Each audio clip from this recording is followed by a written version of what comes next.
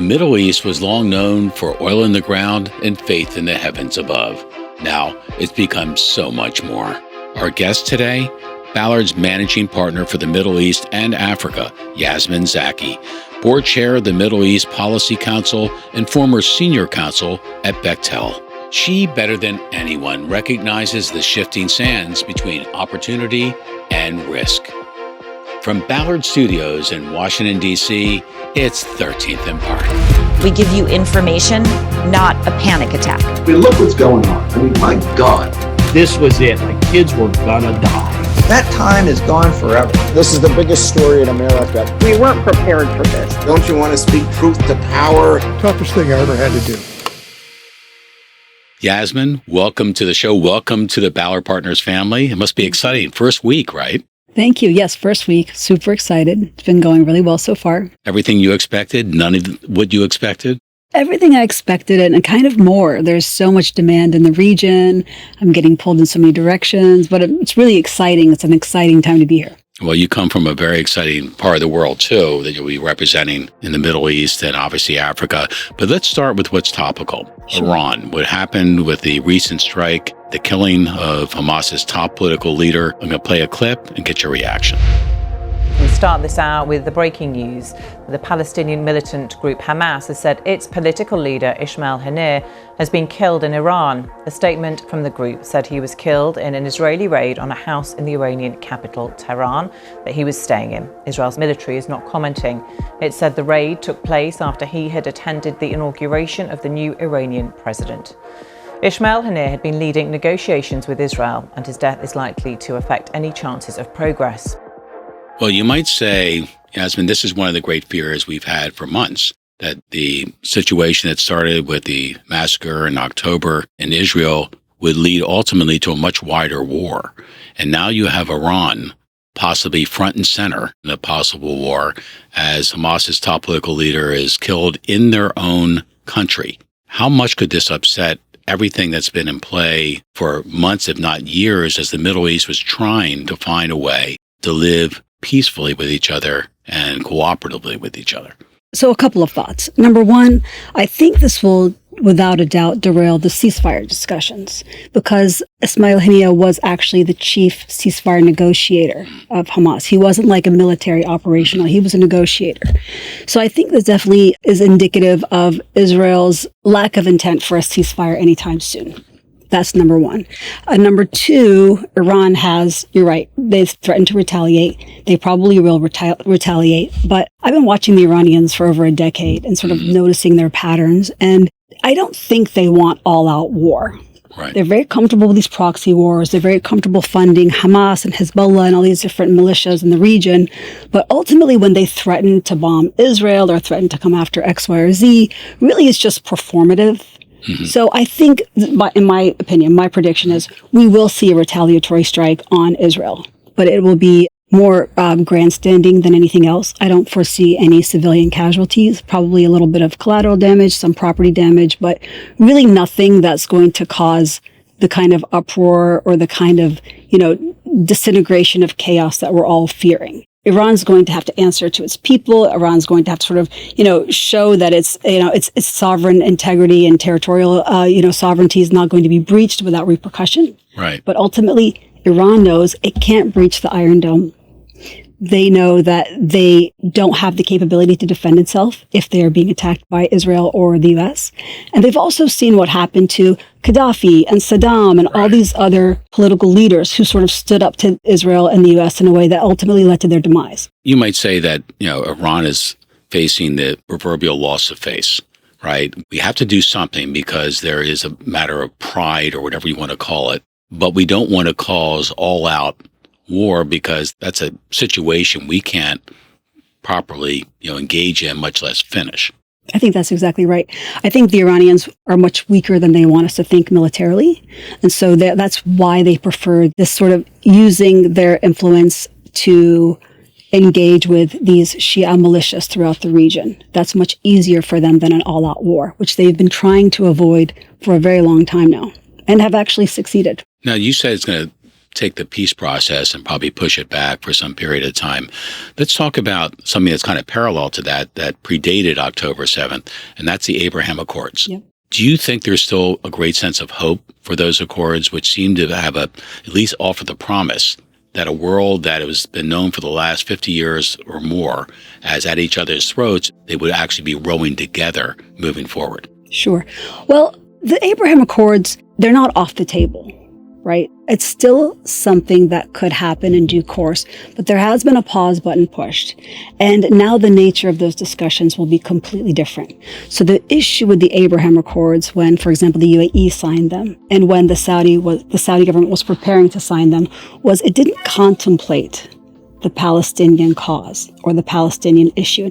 Now that October 7th has happened, it's become clear to the U.S., to the Gulf countries, and perhaps to Israel, that these discussions can't take place without having the Palestinian cause at least be negotiated in some way, shape, or form. But continuing to sort of subjugate the Palestinians and take away their basic human rights while negotiating issues around them is obviously not conducive to anybody's peace or security, because it's where it landed us now.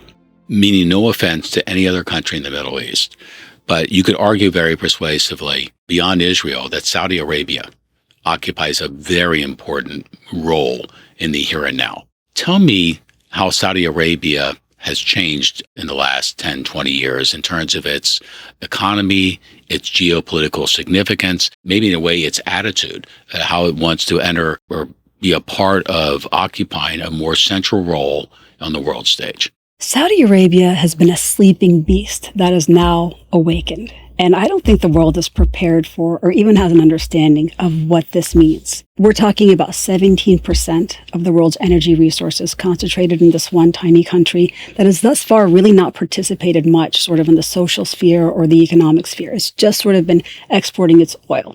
90% of its exports were oil. And now suddenly we have this dynamic young leader who sees the global shift from oil and gas to green energy and wants to diversify the economy and actually become a real player in the economy. And when I say the economy, I mean in every sector: entertainment, tourism, the medical industry, like you name it. Saudi Arabia wants a hand in it, and they're putting in real resources and energy and strategy into developing their economy.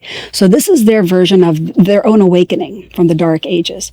And if people haven't taken note yet, they need to take note, because what's happening there is happening on an incredible scale, and it's going to impact the whole region. Well, it's funny. The first real sign of that for a lot of people, knowing none of the other storylines, was the sport of golf. And Saudi Arabia was, is front and center behind that as well. And clearly it seemed to be, beyond love of sport, it seemed to be a statement that they wanted to do something to become more of a part of the world community. And they found that sport and maybe other cultural institutions were a way to get there. That's exactly right. So there's golf. If you look at some of the larger boxing events in Las Vegas and LA and the UK, if you see the signs, you'll see a little Saudi sign on the top corners of their sponsors. Even though the signs are subtle, the investments are not, right? They're really funding these events because they want it to be a part of Western entertainment, and they're also looking to bring all sorts of different entertainment, whether it's the West or whether it's Bollywood or the Middle East, to Saudi Arabia. So they've been a little quiet about it, but it's happening. So Middle Beast is the largest musical festival in the Middle East, and it's happening in Saudi Arabia. And They bring some of the biggest names. I mean, DJ Khaled was there. Kevin Hart performed there. Like, you name it. Like, these huge names are out there performing for not just Saudis, for the whole region. So they're opening up from a tourism perspective, from an entertainment perspective, and socially they're opening up. Movie theaters were not allowed. Music was not allowed. And now they're having the biggest music festivals in the Middle East. Women couldn't work, and now they comprise 42% of the workforce. So there's like a huge shift in society and culture and the way things are moving in Saudi Arabia. And it's kind of exciting. Well, let's talk about something that wouldn't have been associated with one of the most important oil-producing nations on earth, and that is Project 2030, yes, which is really dedicated, among other things, to environmental sustainability. Right. Is this part of the shift that's happening in Saudi Arabia today? Absolutely. So the name of the game with Saudi Arabia now is diversify, diversify, diversify. Move away from oil and gas. You leverage the oil and gas, leverage those resources in order to diversify and invest, including green energy and sustainability. So there are all these projects. A revolution in civilization is taking place. Imagine a traditional city and consolidating its footprint, designing to protect and enhance nature. The line will be home to 9 million residents and will be built with a footprint of just 34 square kilometers. And we are designing it to provide a healthier, more sustainable quality of life, a place for commerce and communities to thrive like nothing on earth seen before. The Line, the city that delivers new wonders for the world.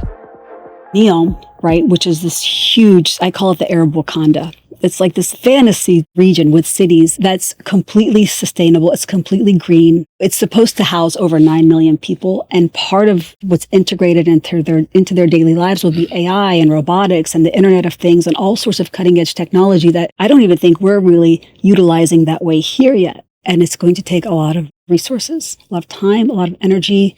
And 2030 is the goal. So there are some certain things that have to happen without a doubt. For example, Trojena, which is part of Neom, is like this mountainous region that they're going to create a ski resort in. A winter resort in Saudi Arabia. Yes, let me try to let that sink in. Is that even possible? It is, because it's in existing mountains, right? So there is a colder climate in Saudi Arabia where the elevation is a bit higher. And they're creating this place called Trojena, which is wonderful. But despite certain setbacks in Neom, because it was so ambitious, Trojena needs to happen because Saudi Arabians are hosting the Olympics. Right. So come hell or high water, Trojena needs to be ready. There's the FIFA, which is in 2036. Every soccer fan will know, by the way. Right. I'm going to get like all these corrections, like, no, it's 2034. What's wrong with you? But so right now, Saudi Arabia is not prepared to house all of the FIFA attendees. They don't have the infrastructure right now to sort of accommodate that level of tourism and industry. So there's some specific marquee projects that require doneness, right, by the deadline. And I think that's where they're shifting a lot of their resources to focus on. Is this part of Saudi Arabia wanting to become more of a meeting place for the world? And who would have thought, right? So if you had said to me, go to Saudi Arabia 10 years ago, and actually I was offered quite a few opportunities to go there, I would just say simply, no, I don't want to go to Saudi Arabia. I don't want to be subjected to certain treatment as a woman, etc. But now the energy that you feel, the energy that the youth have, the opportunities in employment, the opportunities in projects, the opportunities to fund your own ideas, all roads lead to Saudi Arabia. So it's incredible. And you're right. They are really positioning themselves to be at the forefront of every industry. And geographically, they have the capability. Economically, they have the capability. Even from a human capital perspective, they have the capability because they have such an educated population. And they also have a sort of a labor force that's not necessarily educated. So Saudi is coming. So you are the board chair of the Middle East Policy Council. What is that council directed at? What is their central mission? And are they really making strides in achieving that mission? My executive director says we're a do tank. We're not a think tank. So we try to foster conversation and dialogue between Washington, specifically policymakers, and the Middle East and North Africa region. We try to use objective research and analysis to understand social and political issues abroad to help facilitate appropriate and tailored policies from Washington. So it is a policy-based organization that tries to help shape policy based on research and analysis and hopes of bringing both regions together. And we're the oldest Middle East-based think tank in Washington. Wow. But recently we've gotten a lot of traction since October 7th because I think so many people are just trying to understand, what that tragedy meant and also sort of what it's rooted in and what can be done differently. And so we've been having a lot of really meaningful conversations. Probably opened a lot of eyes. Yeah, I like to think so. Well, all I can say is a couple things. One is welcome to Ballard Partners. Thank you. Two, I now know to pack my winter skis and head to Saudi Arabia at some point. Absolutely. For the Winter Olympics, which is just blowing my mind. I mean, that's amazing. And also, even though this isn't your role, Saudi Arabia couldn't have a better explainer where they are and where they're going than you and people like you, who have experienced what they're working on, who understand what their motivation is, and are excited about what it means for the rest of the world. Thank you. I'm a huge Saudi fan and a believer, so I appreciate that. Thank you. Thanks for being on the show. I appreciate you. Thank you.